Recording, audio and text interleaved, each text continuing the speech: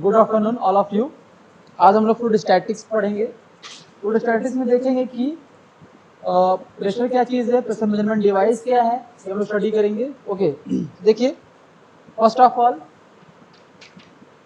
Fluid static, मैंने आपको starting lecture में बताया था कि आपका जो फ्लूइड मैकेनिक्स वो 3 पार्ट में डिवाइड है।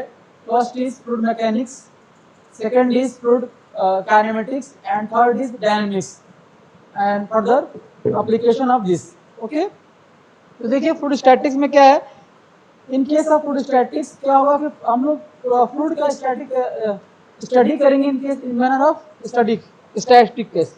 ओके, तो देखिए इसमें क्या होगा।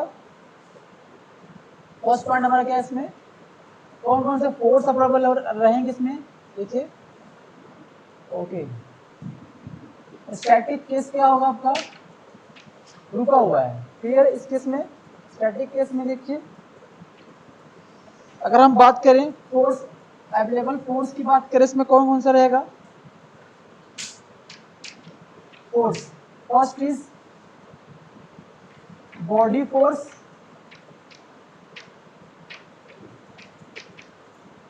स्टैटिक केस में first is body force and second is surface force.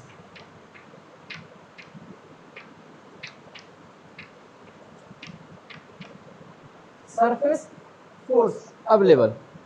Body force क्या रहेगा, बॉडी फोर्स में क्या रहेगा, वेट ऑफ द फ्लूइड। हम उसमें क्या लेंगे, weight of the fluid. Weight of the fluid क्या क्या होगा, ये ऐसे निकाल फाइंड आउट करेंगे, मास into gravity means mg। Static case अगर फोर्स की बात करें, बॉडी फोर्स, बॉडी फोर्स कैसे निकालेंगे, वेट ऑफ द फ्लूइड से निकालेंगे। वेट ऑफ द फ्लूइड को पता है, mass into gravity mg। Surface force, surface force में two force are available, two force are available. First is normal force, normal force.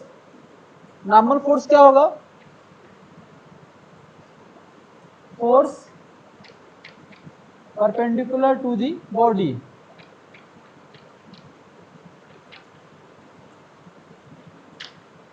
To the surface कहिए या body कहिए, force perpendicular to the surface. And second part is tangential force, tangential force. Tangential force means shear force,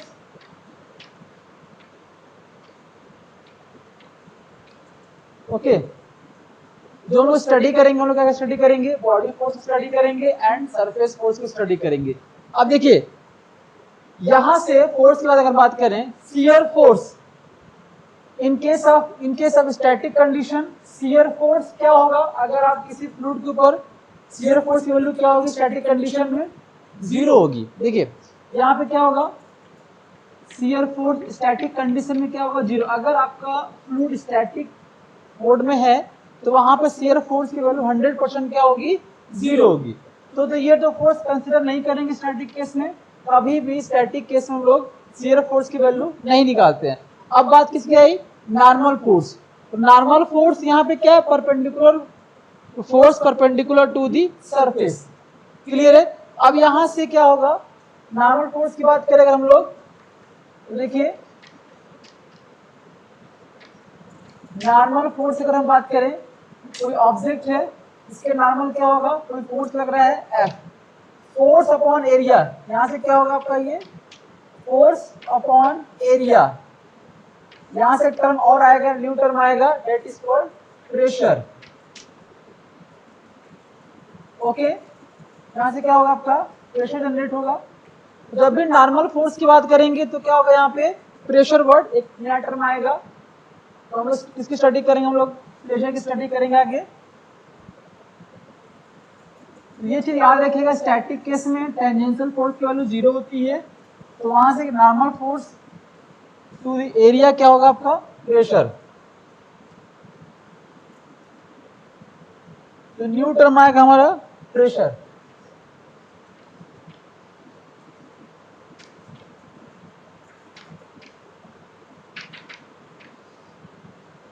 इसको हम लोग कह सकते हैं with ratio of force, और ये कौन सा फोर्स रहेगा, normal force, force to the area. यहां से यूनिट क्या हो जाएगा आपका, ये newton per metre square. Number of units मिलेंगे आपको प्रेशर में, कौन कौन सी यूनिट मिलेगी, first is pascal, 1 pascal equal to 1 newton per metre square, ये चीज याद रखिएगा। सेकेंड टर्म मैक्सिमम क्या मिलेगा आपको, बार, बार कितना होगा आपका 10⁵ पास्कल। ओके, एटमॉस्फेरिक प्रेशर कितना होगा, एटमॉस्फेरिक प्रेशर या 1 बार इक्वल टू कितना हो जाएगा आपका 101.325 किलो पास्कल 1 बार, या इसको हम लोग बोलते हैं 1 एटमॉस्फेरिक प्रेशर, इसको हम लोग बोलते हैं ATM, एटमॉस्फेरिक प्रेशर। ओके, ये सबसे बात हो गई, यूनिट्स की बात हो गई। तो कभी आपको यूनिट्स किसमें दिया, आप कन्वर्ट कर लेंगे, इसको बार में दिया तो पास्कल में कर लेंगे, पास्कल में दिया तो भी आप ऐसा यूनिट में करके इसको आप सॉल्व कर सकते हैं। ओके, इसके बाद देखिए एक चार्ट है प्रेशर के ऊपर। अगर आपसे कोई पूछे एब्सोल्यूट प्रेशर क्या होता है, या आपसे कोई पूछे एटमॉस्फेरिक प्रेशर क्या होता है, या वैक्यूम प्रेशर क्या होता है, तो वो कैसे फाइंड आउट करते हैं, देख लीजिए इसको।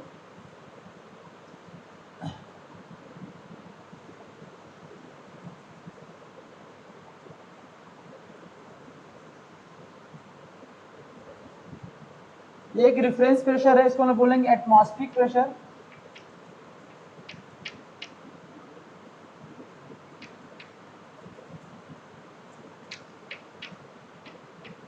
Atmospheric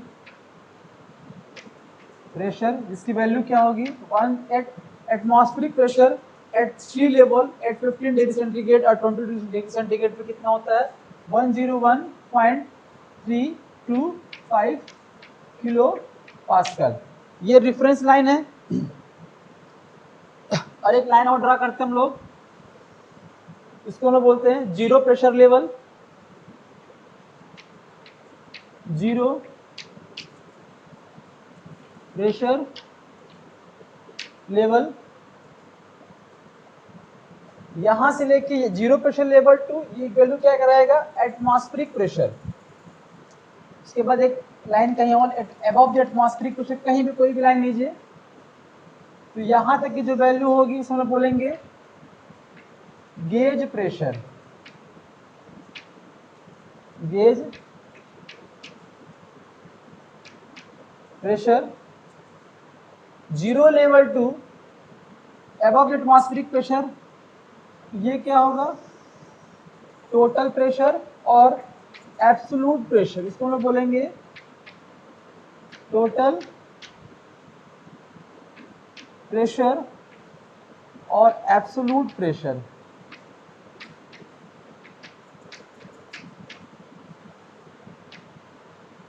absolute pressure. Okay,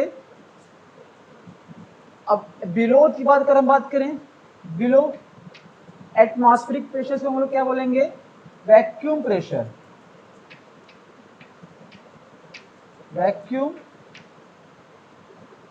pressure या नेगेटिव प्रेशर से बोलते हैं हम लोग नेगेटिव प्रेशर। अभी मैं आपको पूरा एग्जांपल दूंगा, एग्जांपल से आपको कोरिलेट करके समझाऊंगा क्या होता है एटमॉस्फेरिक प्रेशर, क्या होता है गेज प्रेशर, और क्या होता है वैक्यूम प्रेशर। ओके, और यहां से क्या होगा ये that is absolute vacuum pressure, absolute vacuum pressure, vacuum pressure. Okay, तो देखिए फर्स्ट पॉइंट अगर मैं बात करूं एटमॉस्फेरिक प्रेशर, ये तो आपको पता है।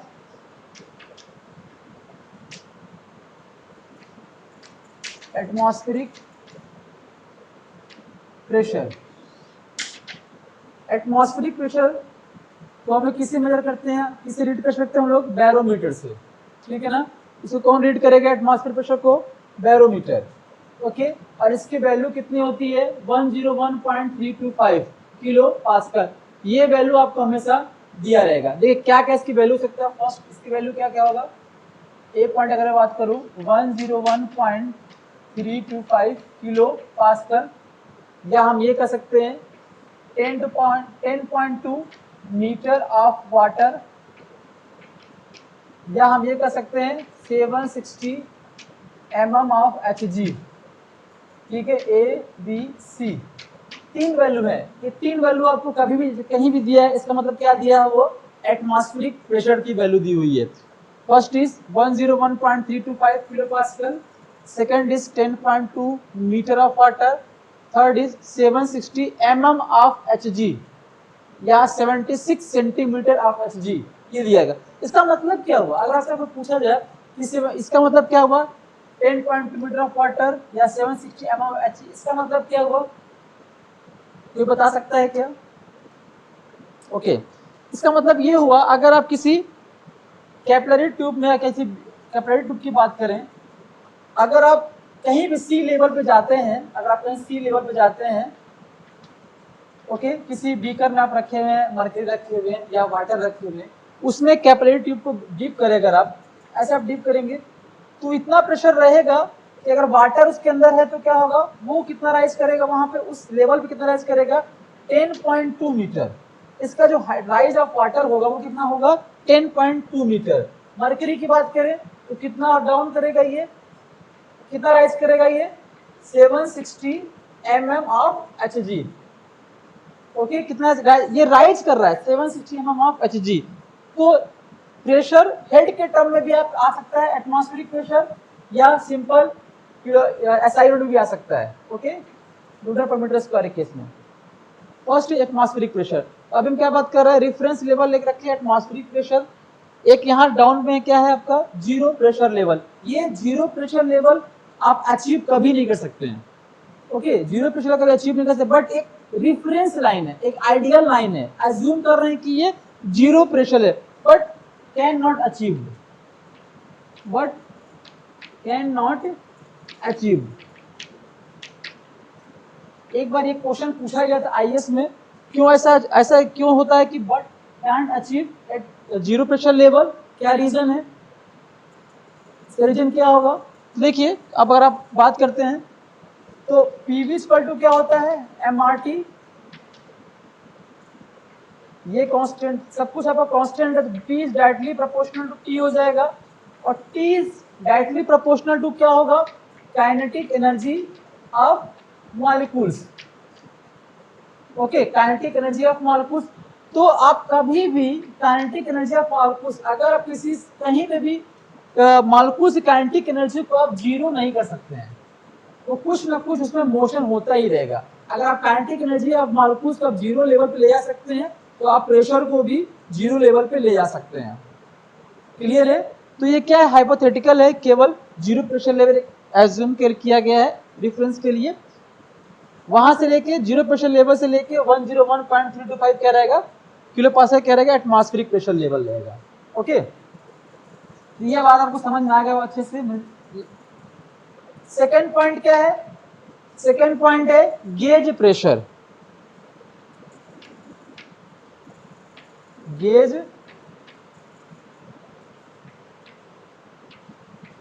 प्रेशर, एग्जांपल गेज प्रेशर अगर मैं बात करूं तो एग्जांपल के हिसाब से गेज प्रेशर होता है क्या चीज है, ओके। आप लोग बाइक चलाते हैं तो बाइक में कभी आपका बाइक पंचर हो जाता है, एज्यूम करिए ये ट्यूब है, ओके। ट्यूब में क्या फिलअप है, ट्यूब में फिलअप एयर फिलअप है, एयर इसके अंदर है। अगर आप इसे होल कर दें या पंचर हो गया तो क्या होगा, ये जो इसके अंदर गैस या जो भी एयर है वो कब तक बाहर की तरफ फ्लो होगा, आउटवर्ड फ्लो, जब तक कि इस ट्यूब के अंदर का प्रेशर और बाहर एटमॉस्फेरिक प्रेशर इक्वल ना हो जाए, तब तक क्या होगा, ये एयर बाहर की तरफ फ्लो करता जाएगा। एक समय ऐसा आएगा कि एयर फ्लो करना बंद हो जाएगा, तो वो लेवल होगा एटमॉस्फेरिक लेवल। इसमें इस ट्यूब के अंदर जो प्रेशर है और इस ट्यूब के बाहर जो प्रेशर है, वो प्रेशर क्या है, सेम प्रेशर है। वो प्रेशर क्या है, सेम प्रेशर है। क्लियर है? तो वो क्या होगा, वो लेवल होगा, आप यहाँ पे खड़े हैं, एटमॉस्फेरिक प्रेशर पे खड़े हैं, जब ट्यूब का पूरा एयर आउटसाइड बाहर तरफ आ जाए। क्लियर है? तो आप कहाँ पे खड़े हैं, एटमॉस्फेरिक प्रेशर पे खड़े। आप क्या करिए, इस ट्यूब को आप मान लीजिए पंचर को आपने बनवा लिया और आपने इसको एयर मतलब क्या करें, एक्सटर्नल प्रेशर से, एक्सटर्नल फोर्स से एयर फिलअप किया। तो क्या कर रहे हैं, अब आप यहाँ एटमॉस्फेरिक प्रेशर से ऊपर की तरफ जा रहे हैं। क्लियर है? तो एयर जब फिलअप करेंगे तो क्या होगा, यहाँ पे ये चीज क्या होगा, हाई प्रेशर।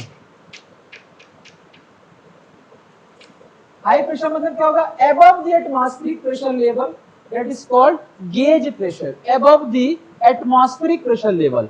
तो इस ट्यूब में क्या आपने हवा फिल किया है ना, तो ट्यूब में जब हवा फिल करेंगे तो आप देखेंगे उसमें कुछ ना कुछ आपका यहाँ पे टेंशन क्रिएट कुछ ना कुछ होता जाएगा इस आउटर सरफेस पे। ओके, तो देखिए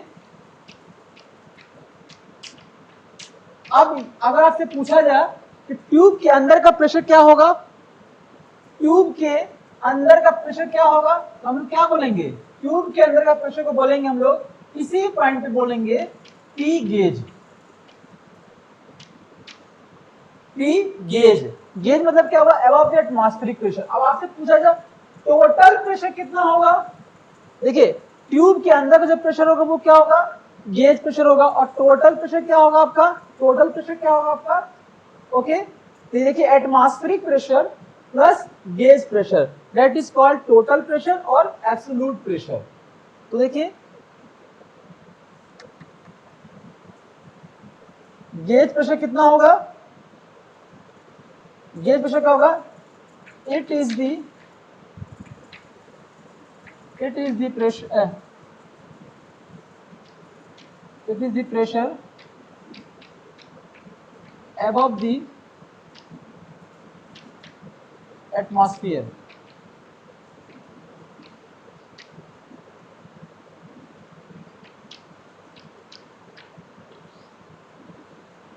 ओके, तो अगर आपसे क्वेश्चन कोई पूछे कितना हो जाएगा, gauge pressure is equal to P absolute minus P atmospheric pressure, that is called gauge pressure. Okay, अगर आपको ये वैल्यू फाइंड आउट करनी है तो क्या हो जाएगा, atmospheric pressure minus sorry absolute pressure और total pressure minus atmospheric pressure, यहां से क्या आ जाएगा आपका, ये गेज प्रेशर आ जाएगा। ओके, सेकंड इज यहां पे क्या है, वैक्यूम प्रेशर।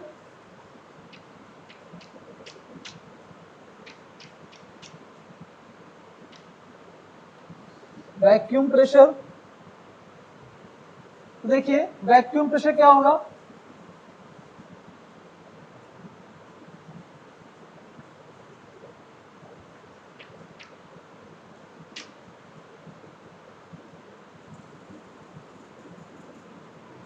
एग्जांपल देखिए,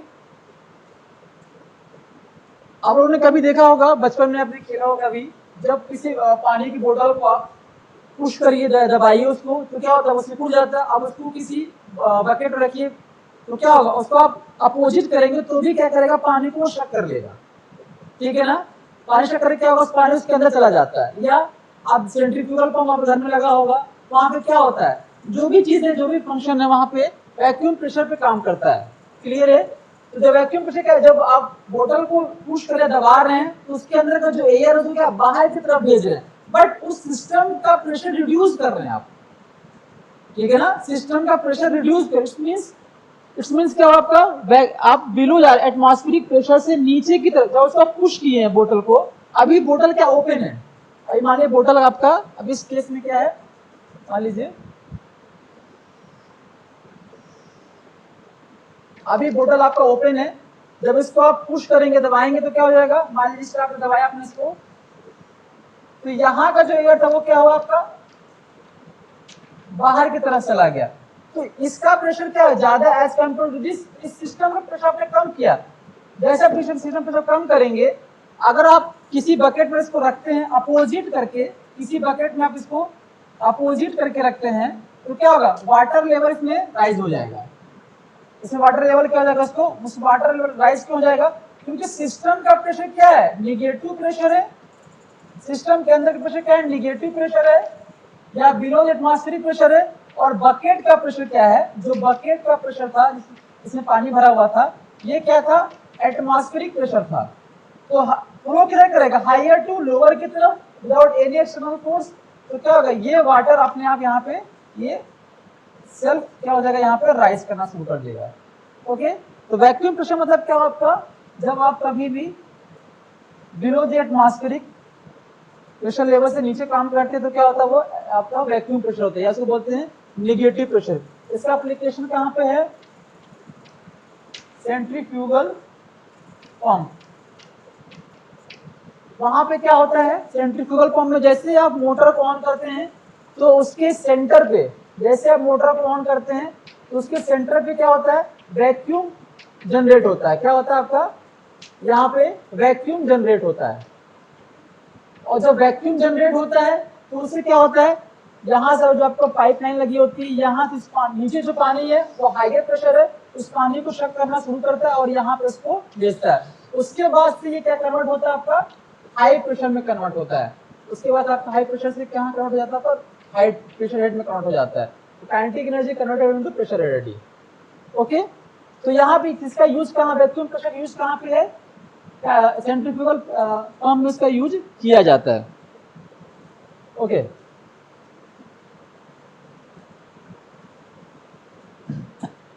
तो वैक्यूम प्रेशर कितना हो जाएगा, PC equal to vacuum pressure कितना होगा, देखिए वैक्यूम प्रेशर, अब यहाँ पे क्या, atmospheric pressure minus absolute vacuum pressure, वहां से क्या आएगा आपका वैक्यूम प्रेशर आएगा। देखिए यहाँ पे atmospheric pressure minus P absolute, but कौन सा, वैक्यूम।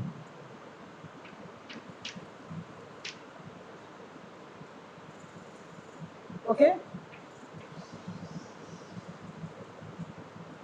क्लियर है, ओके।